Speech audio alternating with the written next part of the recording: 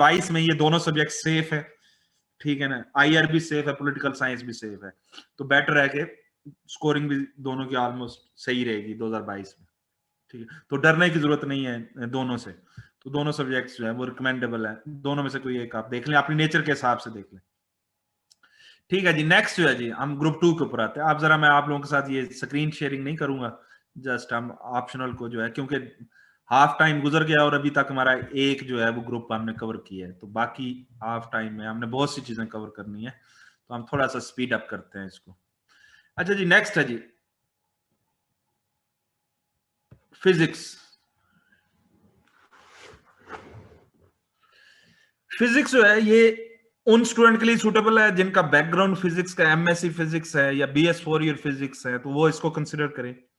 Engineers जो हैं वो फिजिक्स को हाथ डालते हैं, वो इसको अपना सब्जेक्ट समझते हैं। कोई इंजीनियर अगर फिजिक्स रखना चाहता है तो रख तो सकता है, ये तो नहीं बात कि वो नहीं रख सकता, करने को तो वो कर लेगा, लेकिन टाइम डेफिनेटली उसको ज्यादा देना पड़ेगा। अगर कोई इंजीनियर फिजिक्स रखेगा तो उसको मिनिमम 2 महीने का टाइम जेन में रखना होगा।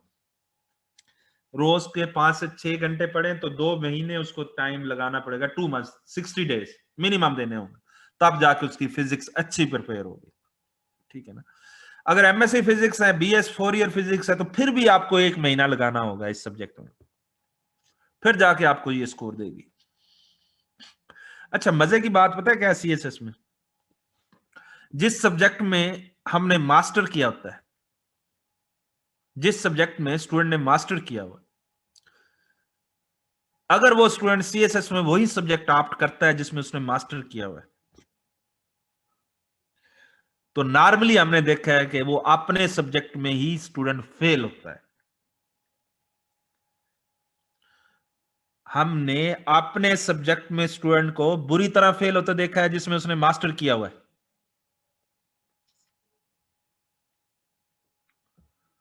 उसका रीजन क्या है कि स्टूडेंट अपने सब्जेक्ट में अलग, हमने गोल्ड मेडलिस्ट स्टूडेंट अपने सब्जेक्ट में फेल होते देखा है। बिलीव करें, यूनिवर्सिटी ने उसको गोल्ड मेडल दिया हुआ और सीएसएस में वो उस सब्जेक्ट में फेल है। उसका रीजन सिंपली जो है वो ये होता है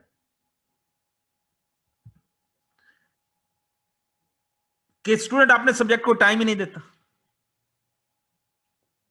और सिंपल सी बात है, एक बड़ी, आप सारे ग्रेजुएशन मास्टर वाले बैठे हैं,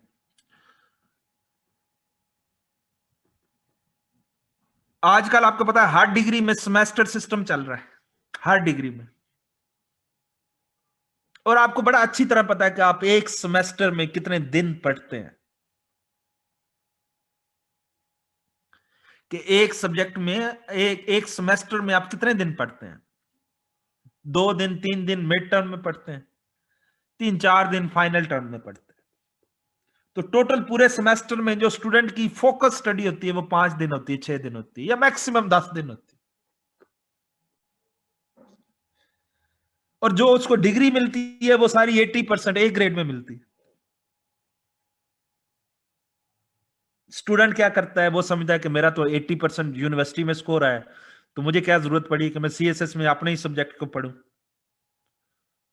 हालांकि उसकी ग्रिप नहीं होती उस सब्जेक्ट के ऊपर। यूनिवर्सिटी में आपको पता है स्कोर, आप सबको पता है कि आप लोगों ने कैसे कैसे लिए होंगे स्कोर, या किस तरह टीचर्स की मिलते करके सेमेस्टर सिस्टम में लिए होते हैं स्कोर।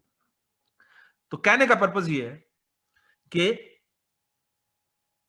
स्टूडेंट की अपने सब्जेक्ट के ऊपर ग्रिप नहीं होती, वो डिसीव हो जाता है, धोखा खा जाता है अपने सब्जेक्ट से, और एट द एंड उसमें फेल हो जाता है। बहुत से लोग हमने देखे हैं जो अपने सब्जेक्ट में फेल हुए पड़े, बाकी सारे पास, अपना सब्जेक्ट फेल, ठीक है ना। अच्छा जी, फिजिक्स जो है बैकग्राउंड के बगैर नहीं होगा। एमएससी है तो फिर तो जरूर इसको कंसिडर करें, लेकिन इंजीनियर है तो फिर भी कर सकते हैं, टाइम आपको लगाना पड़ेगा। ठीक। जहां तक स्कोरिंग की बात है, तो फिजिक्स की स्कोरिंग जो है ये पहले भी 200 मार्क्स का था, अब भी 200 का है। 2015 से पहले भी ये 200 नंबर का था, 2015 के बाद भी 200 का है। तो फिजिक्स की जो स्कोरिंग है 2010-11 तक इस सब्जेक्ट में जो स्कोर चलता था 130-140 की रेंज में इसमें स्कोर होता था। 12 से लेके 15 तक, 12 से लेके यूं समझे 17 तक इस सब्जेक्ट में कोई इतना अच्छा स्कोर नहीं था। 2017 तक इस सब्जेक्ट में 110 से 120 की रेंज में मेजॉरिटी स्कोर। 2016 की जो टॉपर थी ना, वो इंजीनियर थी, लिया इसार। उसने फिजिक्स ऑप्ट किया हुआ था, वो टॉप भी कर गई, लेकिन फिजिक्स में उसका स्कोर 113 था, 113 स्कोर था। तो फिजिक्स की वजह से उसने टॉप नहीं किया था, बाकी सब्जेक्ट्स की वजह से टॉप किया था। ठीक है, तो 2016-17 तक इस सब्जेक्ट में 100, 110 से 115 की रेंज में स्कोर होता। पिछले 20 सालों में सबसे बेस्ट रिजल्ट जो फिजिक्स का आया है वो 2018 और 19 का है। 2018 में इस सब्जेक्ट में 150, 160 एवरेज स्कोर था, हाईएस्ट स्कोर 178 तक था 18 में। 19 में भी इस सब्जेक्ट में अच्छा स्कोर था, 100, यूं समझे 150, 155 की रेंज में एवरेज स्टूडेंट था। ठीक है, 20 में कंपैरेटिवली कम स्कोर है, 20 में 110, 120 की रेंज में स्कोर है।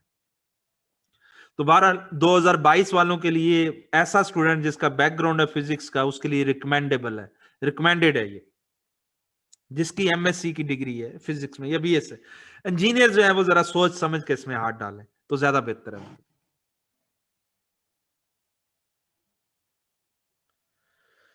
बच्चे मैं स्क्रीन आप शेयर नहीं कर सकूंगा क्योंकि सब्जेक्ट ज्यादा है, इनको मुझे जल्दी जल्दी गो थ्रू करना है।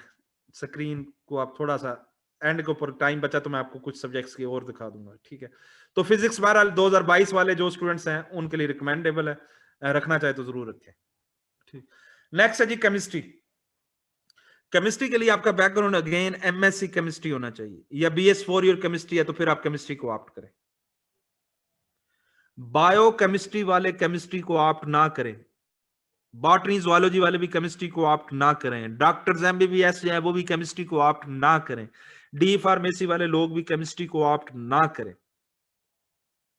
जिनकी प्योरली बैकग्राउंड एमएससी केमिस्ट्री का या बीएस 4 ईयर केमिस्ट्री है वो इसको ऑप्ट करें तो ज्यादा बेहतर है। इवन जिन लोगों ने बीएससी 2 साल वाली की हुई है, बॉटनी जूलॉजी केमिस्ट्री के साथ बीएससी की हुई है, वो भी इसको ऑप्ट ना करें। केमिकल इंजीनियर्स जो हैं वो भी फिजिक्स केमिस्ट्री को ऑप्ट करने के चक्कर में होते हैं, वो भी इसको ना करें तो ज्यादा बेहतर है। एडवाइस तो यही है, बाकी आपकी चॉइस अपनी डेफिनेटली। अगर एमएससी है या बीएस 4 ईयर केमिस्ट्री में तो फिर इसको ऑप्ट करें। स्कोरिंग वाइज को इतना आउटस्टैंडिंग भी नहीं है और इतना बुरा भी नहीं है, एक एवरेज स्कोरिंग सब्जेक्ट आता है, 130 135 की रेंज में ये स्कोर देता है। अगर आप अच्छी एफर्ट करेंगे तो 140 क्रॉस होगा, लेकिन 140 प्लस में कोई इक्का दुक्का एक दो स्टूडेंट ही होते हैं जो 140 प्लस में जाते हैं। अदरवाइज मेजॉरिटी स्टूडेंट जो है वो 120 130 में फॉल करता है, जिनकी एमएससी होती है। और जिनकी एमएससी नहीं होती, जो वैसे इसको ऑप्ट करते हैं, वो ज्यादातर फेलियर के चांसेस होते हैं उनके, वो ज्यादातर फेल हो जाते हैं इसमें। ठीक है, तो बहरहाल एमएससी वालों के लिए रिकमेंडेबल है, बाकियों के लिए नहीं है बिल्कुल भी। नेक्स्ट है जी मैथमेटिक्स, दोनों अप्लाइड मैथमेटिक्स और प्योर मैथमेटिक्स, इनके लिए भी आपका बैकग्राउंड मैथमेटिक्स का होना चाहिए, उसके बगैर नहीं हो सकता ये।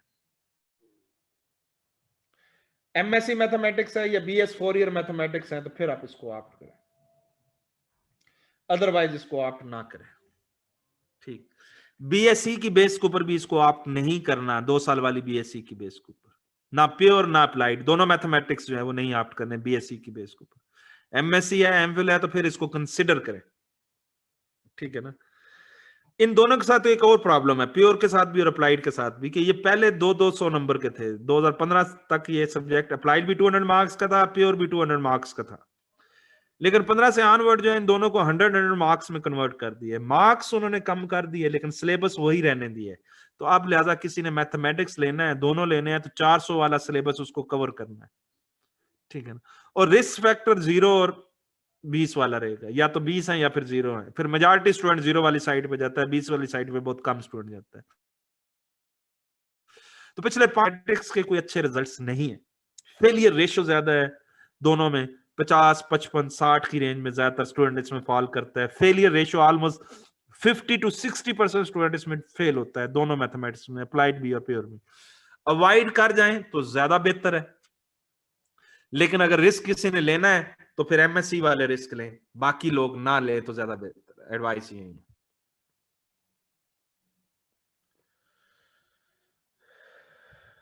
मैथमेटिक्स जो है ना वो आप एमबीए फाइनेंस वाले ना लें बिल्कुल, ये और मैथमेटिक्स है आप लोगों की और है। अच्छा जी, नेक्स्ट है स्टैटिस्टिक्स। स्टैटिस्टिक्स जो है,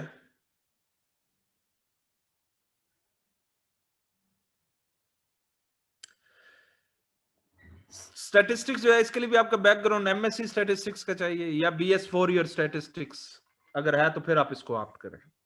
ये वो सब्जेक्ट नहीं है कि किसी डिग्री में कोई एक आधा कोर्स आपने पढ़ा है तो उसकी बेस के ऊपर आप ऑप्ट करें स्टैटिस्टिक्स, ऐसा नहीं है, ठीक है ना।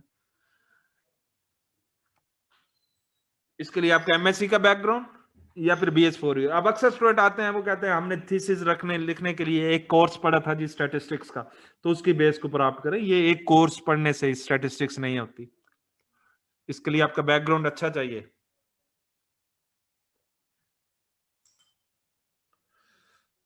ठीक है ना। स्कोरिंग वाइज एक अच्छा सब्जेक्ट है, ये पहले भी 100 मार्क्स का था, अब भी 100 मार्क्स का है। ये आई काम बी काम में जिन लोगों ने स्टैट्स पढ़ी है ना, ये वो वाली नहीं है, ये सारा एमएससी का कोर्स है स्टैटिस्टिक्स का, इसलिए आपको बता रहा हूं, ठीक है ना। प्रॉपर एमएससी आपकी है तो फिर आप इसको रखें, या बीएस 4 ईयर तो फिर स्टैटिस्टिक्स रखें। कोई डिग्री में या फिर वो रखें एम कॉम वाले लोग, आईसीएम में एसीसीए सीए वाले लोग, उनका स्टैटिस्टिक्स अच्छा होता है, वो रख सकते हैं, बाकी ना रखें तो ज्यादा बेहतर।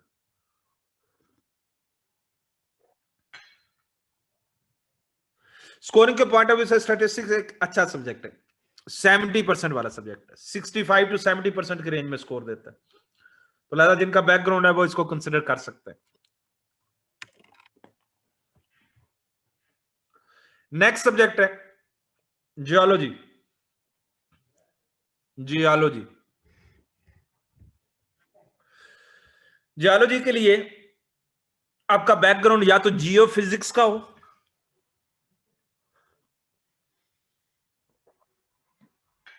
या फिर जियोलॉजी में आपकी 4 ईयर की डिग्री हो, तो फिर आप इसको ऑप्ट करें। विदाउट बैकग्राउंड इसको ऑप्ट करना रिस्की है, मुश्किल है। जियोलॉजी को बगैर बैकग्राउंड का आप ऑप्ट नहीं कर सकते, रिस्की है थोड़ा सा, ठीक है ना। तो इसके लिए आपका बैकग्राउंड रिक्वायर्ड है या तो जियो फिजिक्स का या फिर जियोलॉजी में 4 ईयर। जियोलॉजी की ओवरलैपिंग है ग्रुप 7 में ज्योग्राफी के साथ, कोई 20% ज्योग्राफी आपकी जियोलॉजी में कवर होती है। अच्छा, जियोलॉजी भी ओल्ड सिलेबस में 200 मार्क्स का था, न्यू सिलेबस में ये 100 मार्क्स का है, पहले ये 200 का था, अब 100 का है, ठीक है। तो स्कोरिंग वाइज बहरहाल ये अच्छा सब्जेक्ट है, सिलेबस इसका ज्यादा है। सिलेबस इवन अगर आपने एमएससी जियोलॉजी किया तो फिर भी आपको 1 महीना लगाना पड़ेगा इसमें, फिर जाके ये आपका कवर होगा प्रॉपर, अगर आपने एमएससी की है जियोलॉजी, ठीक है। तो सिलेबस थोड़ा ज्यादा है, स्कोरिंग वाइज अच्छा सब्जेक्ट है, 70+ वाला सब्जेक्ट है जी, 70+ वाला सब्जेक्ट है, स्कोरिंग अच्छी है, लेकिन बगैर बैकग्राउंड के नहीं होगा जी। ग्रुप टू में वही स्टूडेंट हाथ डाले जिनका बैकग्राउंड है उस सब्जेक्ट का। ग्रुप 2 को अगर स्किप करना चाहे तो कर सकते हैं, बिल्कुल कर सकते हैं। ग्रुप 2 को आपने 600 नंबर पूरे करने हैं, मैंने शुरू में आपको बताया था कि आपने जो है ना वो करने हैं। ग्रुप 2 से अगर किसी ने सिलेक्शन करनी है तो 200 की करनी है, 100 वाले 2 ले लें या 200 वाला 1 ले लें। अगर छोड़ना चाहे तो पूरा ग्रुप 2 छोड़ सकते हैं। अब फायदा सजाद, बार बार मैं रिपीट नहीं करूंगा, मैं आपको बता रहा हूं कि अगर ग्रुप 2 में से किसी ने लेना है तो 200 के ले सकते हैं, 100 वाले 2 ले लें या 200 वाला 1 ले लें, छोड़ना चाहे तो छोड़ सकते हैं। अब हम आते हैं ग्रुप 3 के ऊपर।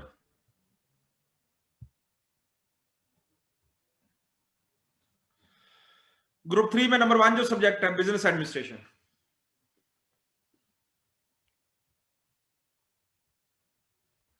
बिजनेस एडमिनिस्ट्रेशन जो है,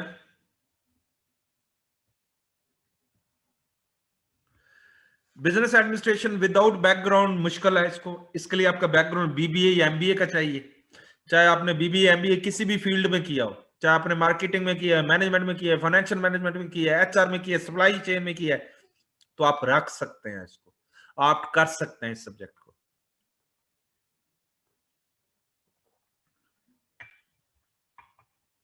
तो बिजनेस एडमिनिस्ट्रेशन जो है पहले भी 100 नंबर का था, अब भी 100 नंबर का, बगैर बैकग्राउंड के नहीं होगा। बीबीए या एमबीए किया तो जरूर कंसिडर करें इसको।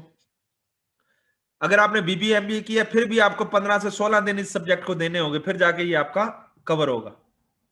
स्कोरिंग वाइज ये एक हाई स्कोरिंग सब्जेक्ट है, ये वो सब्जेक्ट है जो 80 प्लस में जाने वाला सब्जेक्ट है।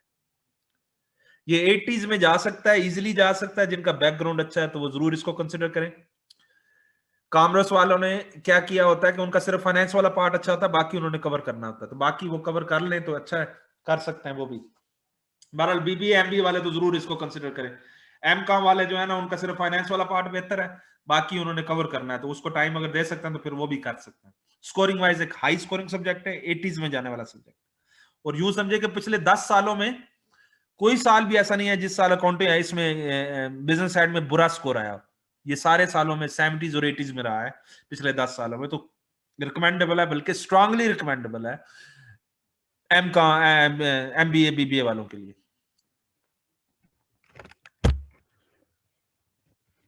नेक्स्ट सब्जेक्ट है जी पब्लिक एडमिनिस्ट्रेशन।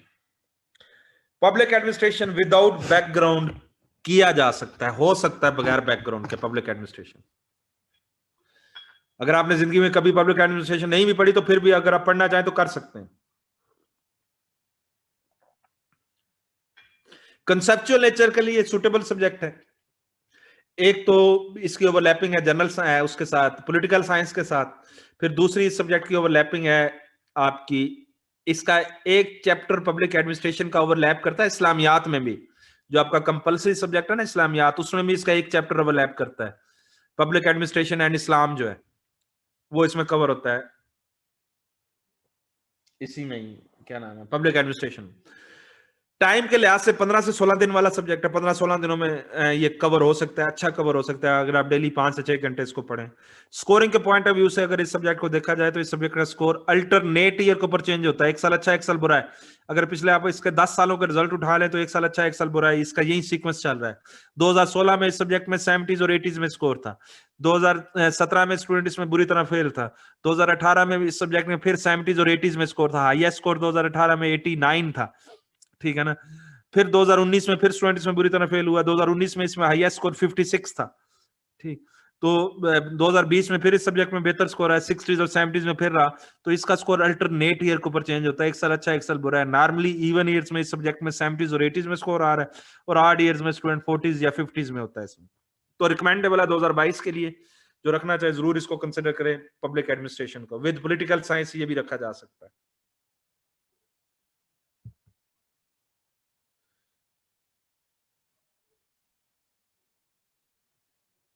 अच्छा जी, नेक्स्ट सब्जेक्ट है जी governance and public policy. Scoring wise मैंने बताया कि 2020 के लिए 22 के लिए रिकमेंडेबल है पब्लिक एडमिनिस्ट्रेशन जो है। नेक्स्ट सब्जेक्ट है जी governance and public policy. Governance and public policy जो है बगैर बैकग्राउंड के हो सकता है, ये भी क्रैमिंग वाले स्टूडेंट के इसमें चीजें याद करने वाली उनके लिए ज्यादा सूटेबल है। क्रैमिंग वालों के लिए ये भी पॉलिटिकल साइंस के साथ ओवरलैप करता है, कोई 25-30% इसकी भी ओवरलैपिंग है। लेकिन ये एक न्यू सब्जेक्ट है, ये पहले नहीं था, ये 2015 के बाद ऐड हुआ, 16 से ऑनवर्ड इसके ऐड है। तो लिहाजा इसके पास पेपर्स, इसके रिजल्ट्स जो है आपको 16 से ऑनवर्ड मिलेंगे।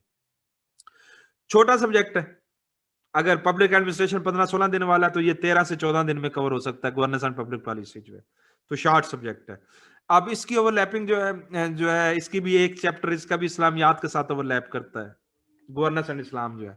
बाकी इसकी और किसी के साथ ओवरलैपिंग नहीं है। 2016 इसका पहला साल था, तो 2016 में इस सब्जेक्ट में अच्छा स्कोर था, 60s में स्कोर था। 17, 18, 19 में इस सब्जेक्ट में 70 प्लस स्कोर रहा। 17, 18, 19 में इस सब्जेक्ट में, इवन 20 में भी 70 प्लस में इसमें स्कोर रहा, ठीक है ना। तो यूं समझे कि इसके 5 सालों के रिजल्ट्स अच्छे हैं, 60s और 70s में गए हैं, ठीक। 80s में बहुत कम स्टूडेंट गया है इसमें गवर्नेंस में, लेकिन 70 प्लस में स्टूडेंट आपको इजीली मिलता है इसमें, अच्छा स्कोर था इसमें, ठीक है। लेकिन 2021 का जो पेपर आया है उसका पेपर टफ था, 2021 का जो इस साल पेपर आया तो वो थोड़ा है। लेकिन 5 साल के जो इसके रिजल्ट्स हैं उसको सामने रख के देखा जाए तो रिकमेंडेड है ये सब्जेक्ट भी 2022 के लिए।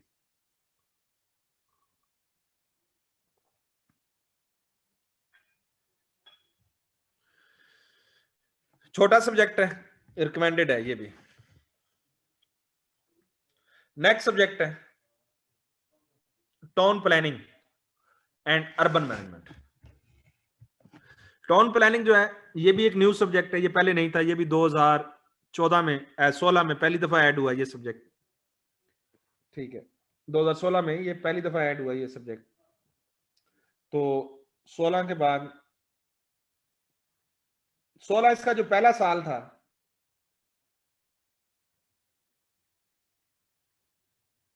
दो 2016 इसका पहला साल था, तो कोई 2300 स्टूडेंट ने अपीयर हुआ इसमें।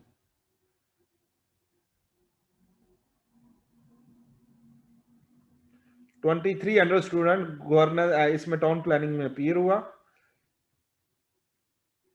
और उसमें आउट ऑफ 2300 सिर्फ 5 स्टूडेंट्स थे जो पास थे, बाकी सारे फेल थे 2016 में। तो 2016 में तो यूं समझे कि इस सब्जेक्ट ने स्टूडेंट की कैरियर तबाह कर दिया, कैरियर तबाह कर दिया। हमारी एक स्टूडेंट थी 2016 की जो टॉपर थी, वो हमारी स्टूडेंट थी, लेकिन 2016 की टॉपर का स्कोर था 763, 763 स्कोर था।